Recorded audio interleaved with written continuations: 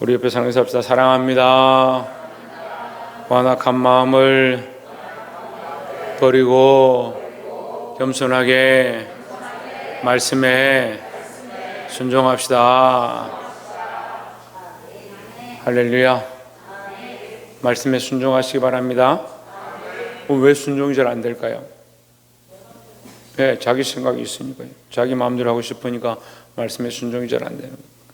그럼 그것은 더 깊이 들어가면 하나님을 하나님 되게 하지 못하는 것이다. 여러분, 믿음 있는 사람들은 하나님을 하나님 되게 해야 되는데, 그 하나님을 나의 하나님, 나의 통치자로 똑바로 인정하면 그 하나님 앞에 순종하게 돼 있죠. 그 말씀을 들을 때 하나님 말씀을 듣지 않고 자기 생각으로 들으니까 잘 순종하지 못한다라는 겁니다. 말씀을 듣고 순종하길 바랍니다. 네, 말씀의 제목을 읽어봅시다. 시작. 하나님의 통치다. 통치가 뭡니까? 다스리시는 거, 다스리시는 거.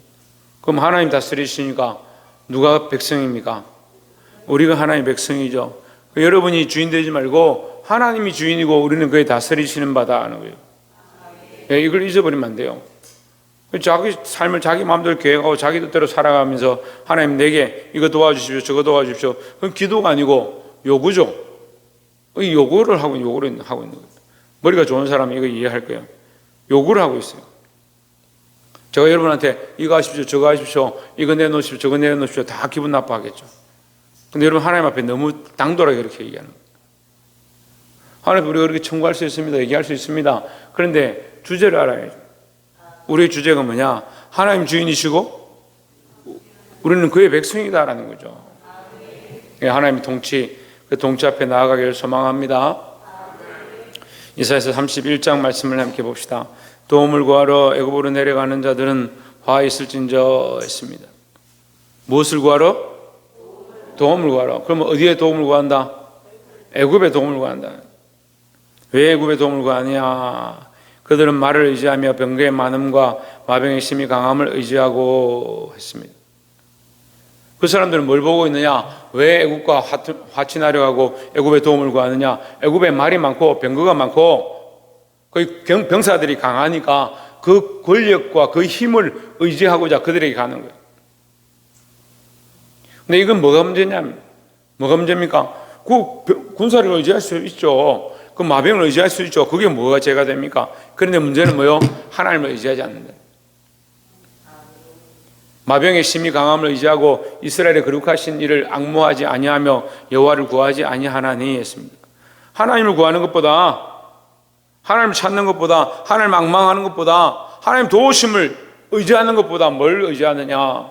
세상의 강함과 세상의 재물과 세상의 능력들을 바라보는 거예요. 하나님께서 이스라엘을 치고자 망하게 하고자 그들을 버리시고자 하는 게 아니라 그들을 정신 차리도록 하나님 앞에 돌아오도록 그들에게 환난을 주셨는데 그 환난과 고난의 때 어디로 가냐? 더 세상으로 가버린 거예요. 여러분, 우리 삶에 어려움이 닥치고 때로는 몸이 힘들고 상황들이 녹록지 않고 갑갑한 그런 상황이 있을지라도 그렇게 하면 더 어떻게 해야 합니까? 잘 안 해요. 잘 하는데 왜 그렇게 해요? 예? 대답은 잘 하는데 왜 그렇게 하냐고요. 하나님께 나와야 되고 하나님께 구해야 되고 하나님께 엎드려야 되고 하나님의 도우심을 구해야 되는 우리가 잘 알고 있는 너무나도 쉬운 답을 놔두고 왜 세상을 의지하고 돈을 의지하고 재물을 의지하고 내가 내 힘으로 해보려고 하는 거예요. 내가 이렇게 하려고 하는 게 하나님의 마음인가, 하나님을 기쁘시게 하는가, 하나님을 의지하는가, 그걸 봐야 되는데 그거 빼고 자꾸 합리화시키는 거예요. 내가 이렇게 해가지고 교회 헌금 좀 하면 되지, 내가 이렇게 해가지고 하나님 좀 보태면 되지. 보태긴 뭘 보태요? 나의 삶이 내 것이 아니고 하나님 것이고 내게 주신 것이 하나님의 것인데 내게 주신 모든 것이 하나님의 것인데 내가 하나님의 보태긴 뭘 보태요? 이미 내가 하나님의 것을 받고 있다니까. 그 아주 하나님에게 적선을 하는 거예요. 동냥해 주는 것도 아니고 내가 여기서 좀 빼가지고 요만큼 드리면 하나님의 것이라니까. 바른 인식과 가치관을 가지기를 소망합니다. 신앙적 가치관, 그리스도의 마음을 품는 것, 그게 바르게 바라보는 것이다. 그럼 뭐를 의지하느냐? 세상의 권력과 재물과 힘을 의지하지 말고 하나님을 구하는 자들에게 소망합니다. 그래서 첫 번째 우리가 나누는 말씀은 육체를 의지하지 말자라는 거예요. 뭐를 의지하지 말자? 육체를 의지하지 말자. 육체에는 어디까지 포함되냐면 인간적인 생각까지 포함되는 거예요. 인간적인 생각까지. 제가 이 말씀을 전하는데 잘 실수를 하지 않는데 이번에 입관 예배를 드리러 갔다가 제가 말씀을 이렇게 끝까지 안 하고 시간이 없어서 간단하게 하면서 제가 실수를 한 것 같아요. 뭘 실수를 했냐면 사람이 육체가 죽으면 육체는 땅에 들어가고 영은 하나님께 가는데 혼도 하나님 앞에 간다 이렇게 했으면 그냥 쉬운 문제인데 그 제가 이제 그 혼의 생각들 가운데 인간적인 감정이나 인간적인 생각들 이런 것들은 이제 끊어진다, 없어진다, 육체와 함께 사라진다 이렇게 설명하는 걸 육체를 따라간다 이런 식으로 표현을 해버린 거예요. 그러니까 헷갈리죠. 그런데 우리가 영이 하나님 앞에 가면 그런 인간적인 생각할 게 없잖아요. 하나님 앞에 갔는데 배고프다, 힘들다, 괴롭다, 뭘 먹어야 될까, 뭘 입어야 될까, 내 기분이 안 좋은데, 내 감정이 이런데 하나님 앞에 가서 그거 없어요. 하나님 앞에 가서 그런 감정적인 생각들과 가치관이 어디 나오냐는 거죠. 없긴 없죠. 없긴 없는데 그게 육체를 따라서 육체를 따라 우리의 혼이 육체로 간다 이렇게 하면 헷갈리는 거예요. 그래 인간적인 생각들이 사라진다. 육체와 함께 사라진다. 그럼 인간적인 생각도 왜 육체와 함께 사라집니까? 육체가 없으니까 존재할 필요가 없는 거죠. 그 배고픈 것도 지금뿐이에요. 죄를 짓고 엄난하고 폐역한 것도 지금뿐이에요. 천국 가서 천사들과 같다라고 하는데 무슨 엄난하고 폐역하고 배가 고프고 오늘 무슨 고기 구워 먹을까 내일은 뭐 통닭시켜 먹을까 그런 고민. 천국에 가서 뭐 거기도 뭐 민족이 배달이니까 압니다. 배달의 민족을 몰라서 그런 게 아니고 말씀 전하고 있으니까 똑바로 말 안 하려고 일부러 민족의 배달을 했더니 그거를 또 정확하게 아시네. 예. 천국에 누가 뭐 킵 서비스를 하고 뭐 그렇게 합니까? 그 천국을 너무 인간적으로 생각하는 거예요. 없어요. 그럴 그런 가치가 없고 그럴 가치관이 필요가 없어요. 근데 우리가 지금 그럼 뭘 하고 있느냐? 그 천국에 하나님의 백성이 되어질 것들을 지금 믿음으로 살아가는 우리가 훈련하고 있는 거예요. 그럼 우리는 구원을 받았어요? 안 받았어요? 받았죠. 구원은 받았지만 천국에 들어갔어요? 안 들어갔어요? 안 들어갔죠. 예. 이상한 소리 해가지고 뭐 천국에 들어갔는데 뭐 구원은 아직 못 받았고 그런 소리 하면 안 되고, 군대에 가는 아이들이 군대 영장을 받았습니다. 영장을 받아서 영장을 받으면 어떻게 돼요? 군대를 맨날 몇 시간을 반드시 가야 되죠. 영장을 받았으니까. 그런데 군대를 갔어요? 안 갔어요? 영장을 받은 순간에 아직 군대를 간 게 아니잖아요. 근데 군대를 가기 전에 아이들이 뭐 합니까? 지대원 뭘 했노? 군대 가기 전에 영장 받고 나서 정리를 하지. 주변 정리를 하고 사귀었던 여자친구들 여러 명 좀 정리를 하고 남자친구들 좀 여러 명 정리를 하고 내가 갔다 오겠다. 너희들 내가 없어도 열심히 공부하고 있으라고 이렇게 정리하고, 머리도 정리를 하고 머리 싹 깎고 집안 책상도 싹 정리를 하고, 책상에 뭐 다 꽂아 놓을 필요 없잖아요. 공부 안 하는 거 다 정리하고, 옷도 뭐 여러분도 그런 경험 있는지 모르겠는데 저도 군대에 간다 하니까 어머니가 옷을 싹 다 불태워버리고, 제가 평생 그 일기장하고 제가 글 쓰는 거 정말 좋아했거든요. 그래서 지금 안 씁니다. 속상해서 안 쓰는데, 이게 시를 굉장히 잘 써요. 시를 하나님 주신 이게 달란트가 있어서 시를 정말 잘 쓰고, 시를 하루에도 막 10편씩 막 썼어요. 그 책이 이렇게 이게 10몇 권씩 이렇게 쌓아놨어요. 제가 시를 써놓은 게. 군대를 갔다가 휴가를 왔는데 책상이 깨끗한 거야. 그 제가 꺼내서 이제 좀 그 써놓은 시 좀 읽으려고, 다 하나님 찬양한 주로 그런 시인데 읽으려고 이렇게 폈는데 없는 거예요. 어머니 여기 제가 시하고 써놓은 이 다이어리하고 다 어쨌습니까? 그 싹 다 불태워버렸지. 근데 여러분, 물론 제가 이제 우스갯소리를 하는데, 군대 갈 사람은 군대를 가야 되기 때문에 군대 갈 준비를 하는 거예요. 우리가 구원을 받은 백성들이요, 천국의 확신을 가졌습니다. 하지만 천국에 들어간 게 아니잖아요. 이게 이단이 여기서 나와요. 어떻게 나오냐면 천국에 들어갔다 생각하는 사람들이 어떻게 하냐면 자기 마음대로 사는 거예요. 천국에 이미 들어갔으니까. 우리는 천국에 들어갈 준비를 하는 거지 천국에 들어간 게 아니에요. 구원을 받았지만 구원에 들어간 게 아니잖아요. 천국에 직접 들어간 게 아니잖아요. 이게 완성된 게 아니잖아요. 그러니까 지금 뭐합니까? 구원받은 백성답게 살아가는 훈련을 하는 거예요. 하나님의 백성답게. 그래서 뭘 해야 되냐? 내 안에 내 고집과 내 아집과 내 세상에 사랑했던 이것들을 자꾸 꺾어내고 버리고 벗어버리고 하나님의 백성임을 점점 밝게 알아가는 일들을 하는 거예요. 그게 달란트의 삶이에요. 하나님 주신 달란트를 따라서 내 인생을 하나님 뜻대로 살아가는 거예요. 근데 자기 뜻대로 살면 어떻게 합니까? 이게 남길 게 없는 거예요. 우리가 하나님 백성인데 하나님 자녀인데 구원받은 백성들인데 왜 자꾸 세상 가치관을 가지고 살아가고 세상이 원하는 대로 사느냐는. 그 계속 뭘 의지해요? 세상을 의지하고 육체를 의지하고 마병의 강함과 병거의 많음을 의지하는 이 이스라엘 백성의 안타까운 모습이 오늘 이 기성교회의 성도들의 모습이 되어가고 있다는 거예요. 2절에 여호와께서도 지혜로우신 즉 재앙을 내리실 것이라 했습니다. 여호와께서 너희들이 그렇게 작당하고 세상을 쫓아가고 육체를 따라가는 것, 애굽을 의지하는 것 모르는 게 아니다. 여호와께서 너희들보다 훨씬 지혜로워서 이미 다 알고 계신다. 그래서 하나님 가만히 버려두지 않으신다. 뭘? 너에게 오히려 더 재앙을 내리실 것이다. 정신을 차려라는 거죠. 그 자기 머릿속에 내가 천국 가고 구원받았으니까 삶은 엉망진창으로 살아도 되고 내가 뭐 이렇게 한들 끝에 예수 믿는다라고 말하기만 하면 되겠지. 자기 스스로 자기를 버리는 거예요. 그게 거짓말이죠. 하나님 앞에 구원받고 하나님의 자녀가 되었는데 어떻게 자기 마음대로 살아요? 여호와께서도 지혜로우신 즉 재앙을 내리실 것이라 그의 말씀들을 변하게 하지 아니하시고 일어나서 악행하는 자들의 집을 치시며 행악을 돕는 자들을 치시리니 했습니다. 3절에 애굽은 사람이요 신이 아니며 그들의 말들은 육체요 했습니다. 그러니까 사람을 의지하지 말고 육체를 의지하지 말고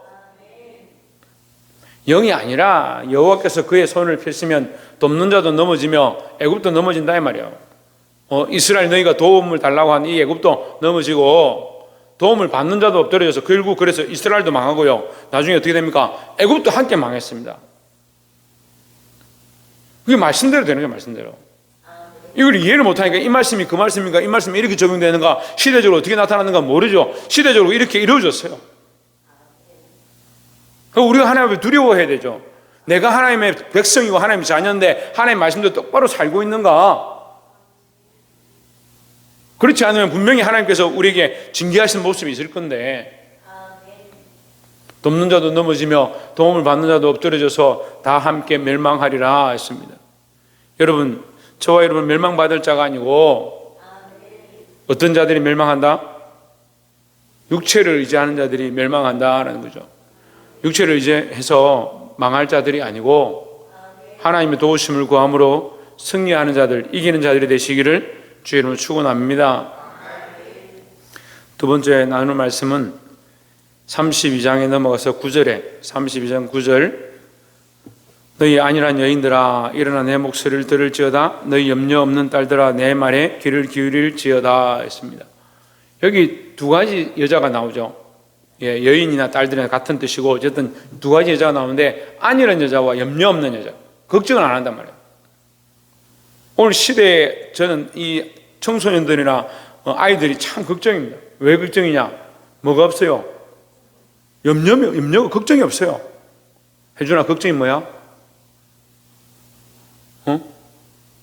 걱정이 뭐야? 은혜야 네 걱정이 뭐야? 은총아 네 걱정이 뭐고? 네가 요즘 걱정하면서 염려하면서 속상해하고 하는 게 있어? 네 미래에 대해 가지고 그 미래에 대해서 염려와 걱정이 없어요. 염려와 걱정이 왜 없느냐? 왜 없을 것 같아요? 편안하다 생각해요. 평안하다 문제가 없다 이렇게 생각하는 거예요. 이거 뭐 할 게 없겠습니까? 예? 기도할 게 없어요. 제가 가르쳐 드릴게요. 뭐 할 게 없는지. 해준군, 뭐 할 게 없는지 가르쳐 줄게. 기도할 게 없어.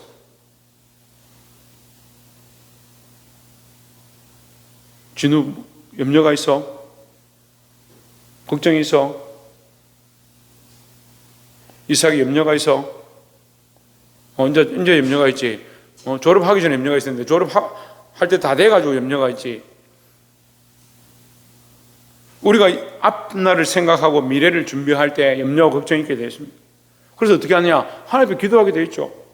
하나님 앞에 기도하면요, 나는 연약해서 주님 다 보지 못했고 준비하지 못했고 깨어있지 못했고 지금 말씀대로 살지 못한 것 용서해 주십시오.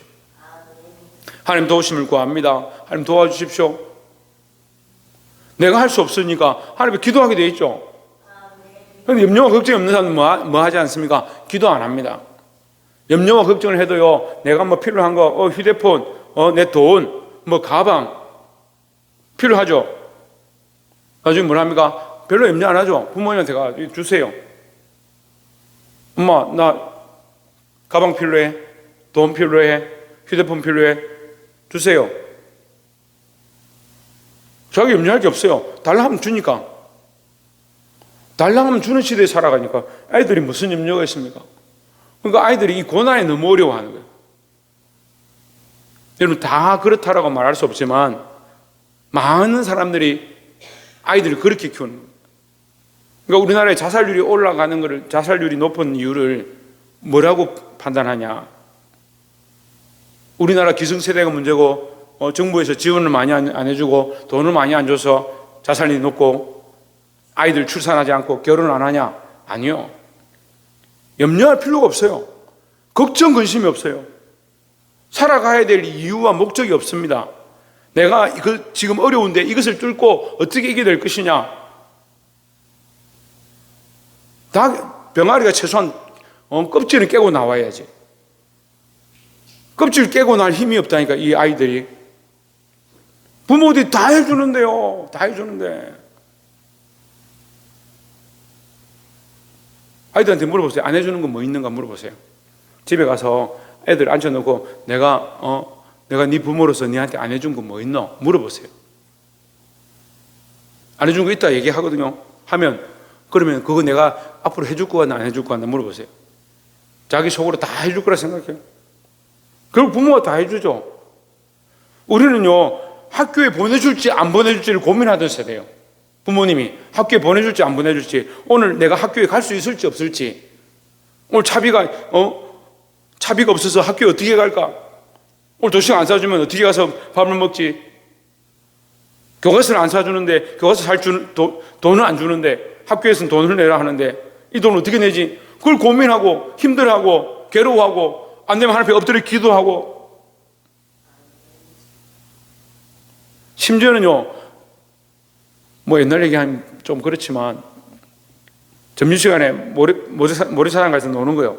일부러. 막 땅을 이렇게 막 헤집어요. 왜 헤집어요? 동전 하나 나올까봐.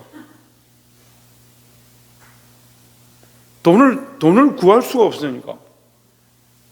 길 다닐 때도요, 앞을 안 쳐다보고 땅만 쳐다보요. 땅만.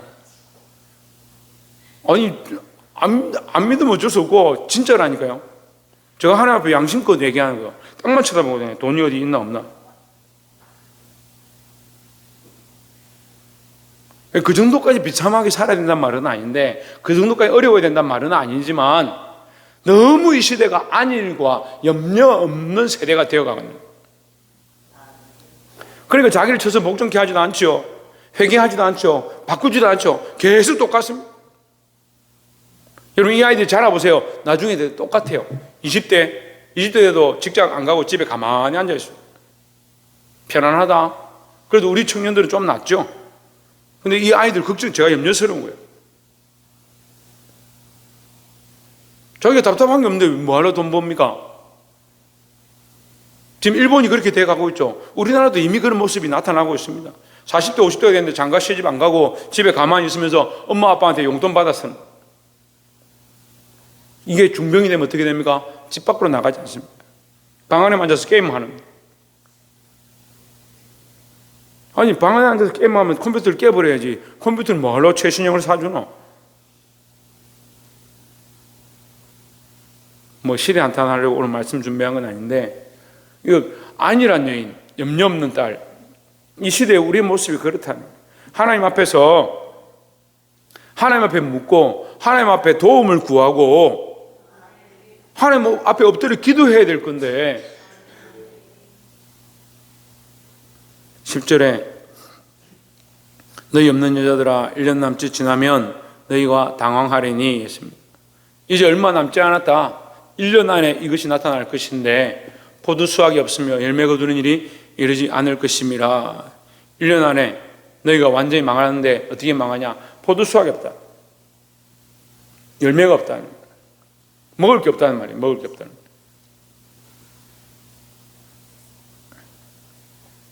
누구 말씀 먹을 게 없으면 라면 먹으면 되죠. 그런 게 아니에요. 지금 11절에 너희 안일한 여자들아 떨지어다. 너희 염려 없는 자들아. 앞에 여자와 딸들의 얘기하니까 남자들은 괜찮은 줄 아는데 여기 염려 없는 자들아 다 포함되는 거예요. 이 딸이라는 것은 시온을 얘기하는데, 시온, 이스라엘 백성을 딸이라고 얘기해요. 시온의 딸들아 이렇게 얘기할 때 이스라엘 백성을 딸이라 표현하는 거지, 그 백성들 다 얘기하는 거야. 하나님의 자녀들 다 포함되는 거야. 너희 없는 자들, 염려 없는 자들아 당황할지어다. 옷을 벗어 몸을 드러내고 배로 허리를 동일지어다. 지금 너희가 애통하라. 하나님 앞에 두렵고 떨림으로 애통하고 회개해라 말이에요. 사랑하는 성도 여러분, 우리가 이것을 똑바로 봐야 하는데, 시대가 편하고 좋으니까 계속 좋은 것만 바라보고, 그 12절에 그들은 좋은 밭으로 인하여 열매 많은 포도나무로 인하여 가슴을 치게 될 것이니라. 지금까지 어땠단 말이에요? 포도 열매가 많고 좋은 밭이었다. 그런데 이제 드디어 그들이 열매가 없음을 보게 될 것이다. 13절에 내 백성의 땅에서 가시와 찔레가 나며 희락의 성을 기뻐하는 집의 날이니 했습니다. 그리고 이 시온의 성이, 예루살렘 성이 희락의 성이에요. 화평의 성이고 기쁨의 성이에요. 그 성에 하나님 그들에게 은혜를 주시고 구원을 주셔서 하나님과 교제할 수 있도록 하셨는데, 그들이 세상을 사랑하고 애굽을 사랑하고 육체를 따라가니까 어떻게 되냐? 염려 없다? 먹고 사는데 문제가 없다? 아수르가 쳐들어와도 우리 애굽이 우리를 도와줄 것이다, 괜찮다고 했던 그들이 결국은 어떻게 됩니까? 망하게 될 것이다 이 말이에요. 여러분, 평안하다 그렇게 하면 안 돼요. 아이들 보고 괜찮다 너희들 뭐 그래서 먹고 사는데 아무 지장 없다, 천만의 말씀. 우리가 평안한 게 뭐 얼마나 평안합니까? 당장 금리가 조금만 흔들려도 돈 빌려서 사는 사람들은 지금 죽는 소리를 다 내고 있죠. 오늘 제가 안타까운 얘기들 들었습니다. 전 세계 그 첨단 기술의 1위가 40개 분야에서 중국이 37개 차지합니다.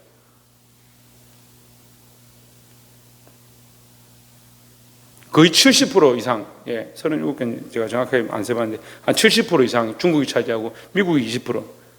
우리나라는 딱 2개예요. 그거 심각해요. 제가 이 지표를요, 한 5년, 10년 전에 우리나라가 60% 정도 차지한다 들었거든요. 그런데 지금 중국이 70% 차지해요. 순식간이죠. 우리나라 IT, 기술, 반도체, 나노테크, 첨단으로 나아갑니다. 우리가 세계 전부 1등입니다. 했는데 지금 뭐 합니까? 지금 일꾼이 없대요. 회사를 만들어도 직원이 안 들어온대요. 아이들 일하러 안 간대요. 월급을 더 준대도 나 집에서 놀래. 가기 싫어. 그런 시대가 돼가고.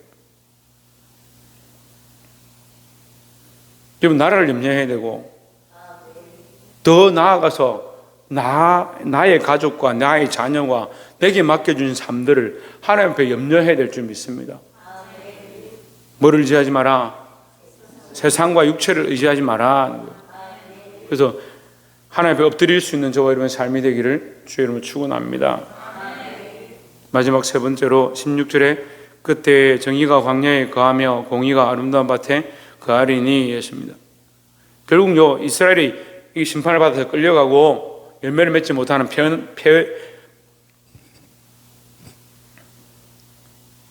황폐한 성이 되어버립니다. 그 예루살렘이 황폐한 성이 되어지고 사람들이 다 바벨론으로 끌려간 그런 안타까운 상황 가운데 있습니다.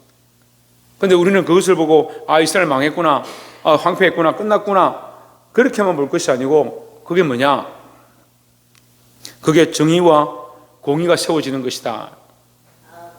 아니 그러면 하나님의 백성들이 끌려가고 죽임을 당하고 눈이 뽑히고 그렇게 하는데 그게 무슨 정의와 공의가 세워지느냐? 우리가 이해하기 어려운 맥락이죠. 근데 여러분 정의와 공의가 뭐예요?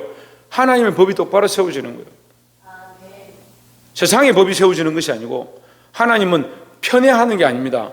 믿는 자든 믿지 않는 자든 말씀을 떠나고 죄의 길로 달려가면요 하나님 심판하시는 거예요. 그러니까 우리가 하나님의 백성이니까 하나님의 자녀니까 하나님 말씀 아니까 하나님 우리는 심판하지 않을 거야. 우리는 많이 봐주실 거야. 아니요. 그렇지 않습니다.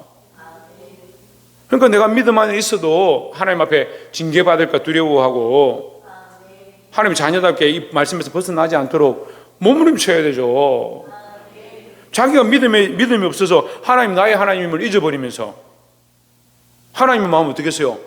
네가 왜 내가 너의 하나님임을 잊어버리냐? 하나님 끌고 가시려고 하겠죠. 바른 길로 다시 데려오려 하시겠죠. 그럼 우리는 어떻습니까? 우리 가치관으로 보면 우리는 세상으로 가고 있는데 하나님 끌고 가면 괴롭겠죠. 강아지나 고양이가 끈을 메우는데 자기 가고 싶은 대로 냄새 나는 대로 자기 변을 찾아서 막 가면은 어떻게 주인이 그렇게 가지 말라고 더럽다고 끌고 오겠죠. 그런데 고양이나 개의 입장에서는 뭐예요? 자기 가고 싶은 길인데 주인은 더럽고 네가 그렇게 하면 안 돼, 너에게 좋지 않다라고 끌고 가잖아요. 하나님 우리 그렇게 하시지 않겠느냐는. 그런데 우리가 영적으로 어두우면요 이 개와 고양이처럼 되는 거예요. 하나님 정의와 공의를 세우고 가셨는데 왜 나에게 이렇게 합니까? 왜 나를 자꾸 이렇게 끌고 갑니까? 그런 얘기를 하게 되는 거예요. 그래서 여러분 영안을 떠야 되는 거예요. 그래서 하나님 말씀을 똑바로 분별해야 되는 거예요. 정의와 공의는 우리에게만 잘해주고 세상에는 강하게 하시고 아니요. 정의와 공의는 세상과 우리가 동일합니다. 하지만 하나님은 우리에게 채찍을 드시고 세상에도 채찍을 들지만 우리는 뭡니까? 더 하나님의 자녀답게 살기를 더 하나님의 백성이기 때문에 바른 길을 이끌어야 하시기 때문에 우리에게 채찍을 드시는 거고 세상에는 이미 멸망했기 때문에 멸망의 채찍이 있는 거예요. 같지가 않습니다, 여러분. 17절에 공의의 열매는 화평이요 공의의 결과는 영원한 평안과 안전이라 했습니다. 공의의 열매는 화평이요 공의의 결과는 영원한 평안과 안전이라. 그럼 결국은 공의가 똑바로 세워져야 뭐가 있느냐? 평안과 안전이 있다는 거예요. 평안과 안전은 하나님 나라예요. 하나님 나라를 얘기하는데 이 예루살렘이 회복될 것을 가리키고 또 오늘 우리 교회 가운데 하나님께서 주시는 언약의 말씀이고 또 우리 자신에게 주시는 영원한 구원에 대한 약속이다 하는 거죠. 뭐가 세워지냐? 공의와 정의가 세워져야 됩니다. 그래서 우리는 세 번째 이 나누는 말씀 가운데 공의와 정의가 세워지도록 해야 된다. 공의와 정의의 회복. 하나님의 통치, 하나님의 다스림에는 뭐가 필요하냐? 공의와 정의가 필요하다. 하나님 반드시 공의와 정의를 하시겠죠. 하나님 그걸 바꾸지는 않습니다. 근데 누가 문제예요? 우리가 문제예요. 우리가 공의와 정의를 이해하고 그 말씀에 순종해서 하나님의 공의가 똑바로 세워지도록 하나님의 정의가 똑바로 세워지도록 그걸 하고 있느냐? 아니면 지금도 내가 원하는 거, 내 생각대로 내가 기뻐하는 것을 하고 있느냐? 근데 우리는 너무나도 자연스럽게 자기가 원하는 일을 하고 있으면서 나는 주의를 하고 있다 착각합니다. 어떤 사람 큰 소리를 막 쳐요. 내가 바른 길 하고 내가 교회를 위해서 이거 하고 내가 얼마나 이거 했는 줄 아냐? 천만의 말씀. 하나님이 원하시는 일을 하느냐?